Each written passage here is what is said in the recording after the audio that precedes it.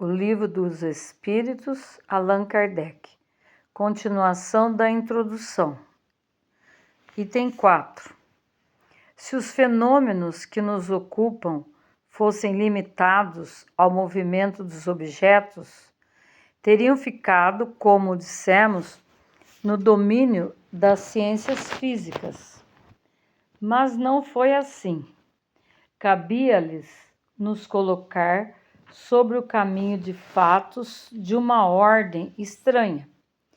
Acreditou-se descobrir, não sabemos por qual iniciativa, que o impulso dado aos objetos não era somente o produto de uma força mecânica cega, mas que havia nesse movimento a intervenção de uma causa inteligente.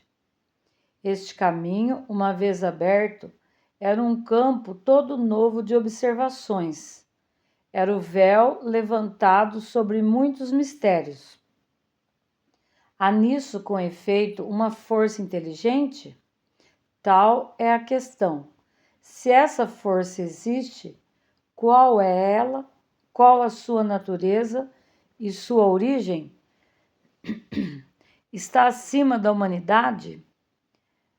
Tais são as outras questões que decorrem da primeira.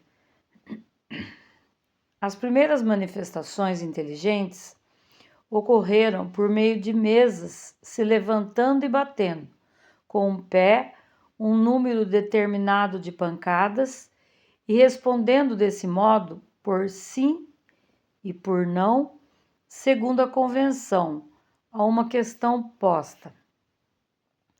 Até aqui, nada que convencesse seguramente os céticos, porque se poderia crer no efeito do acaso.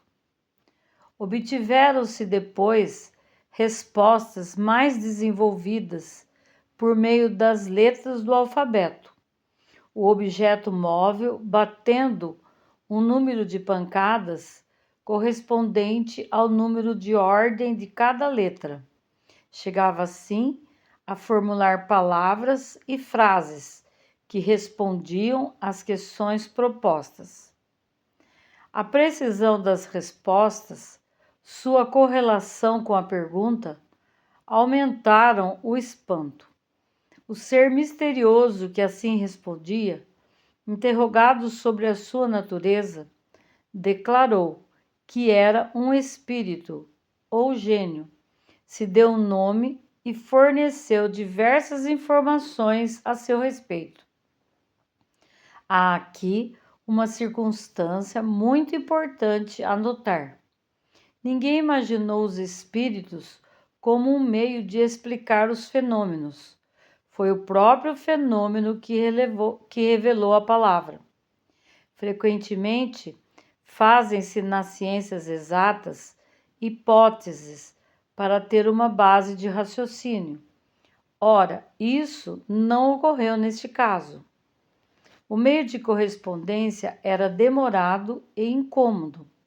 O espírito, e isto é ainda uma circunstância digna de nota, indicou um outro. É um desses seres invisíveis que dá o conselho de adaptar um lápis a um cesto ou a um outro objeto. Esse cesto, pousado sobre uma folha de papel, se pôs em movimento pela mesma força oculta que faz mover as mesas. Mas, em lugar de um simples movimento regular, o lápis traça por ele mesmo caracteres formando palavras, frases e discursos inteiros de várias páginas, tratando das mais altas questões de filosofia, de moral, de metafísica, de psicologia, etc.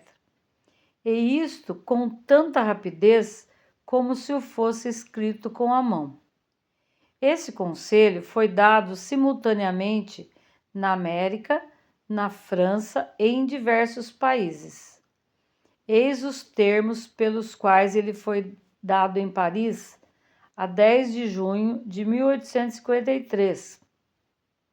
a um dos mais ardentes adeptos da doutrina, que já há vários anos, desde 1849, se ocupava com a evocação dos espíritos.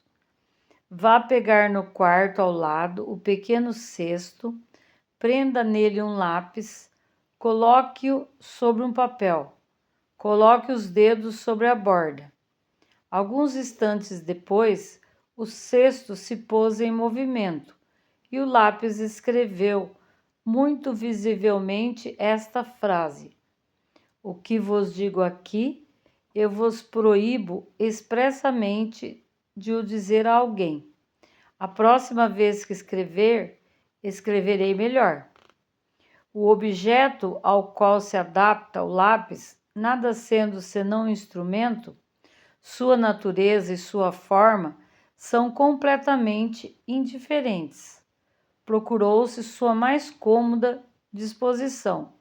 É assim que muitas pessoas fazem uso de uma pequena prancheta. O cesto ou a prancheta não podem ser postos em movimento senão sob a influência de certas pessoas dotadas, a esse respeito, de uma força natural e que são especial e que são designadas com o nome de médiuns, quer dizer, meios ou intermediários entre os espíritos e os homens.